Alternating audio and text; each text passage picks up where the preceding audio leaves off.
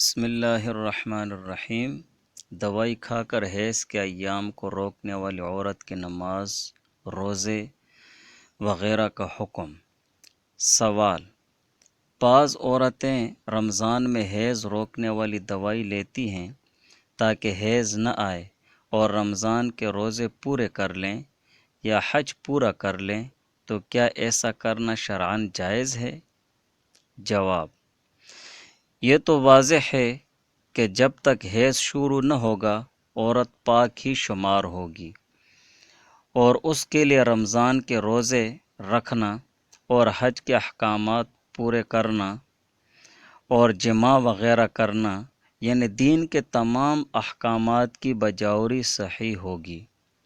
البتہ دوائی کھا کر حیض کو روکنا درست ہے یا نہیں، تو شرعاً روکنے پر کوئی پابندی نہیں ہے، مگر شرط یہ ہے کہ اگر اس طرح حیض کو روکنا عورت کی صحت کے لیے مضر اور نقصان دہ ہو تو جائز نہیں ہے۔ اور یہ جواب آپ کے مسائل اور ان کا حل اور اسی طرح فتاوی حقانیہ اور فتاوی فریدیہ سے لیا گیا ہے۔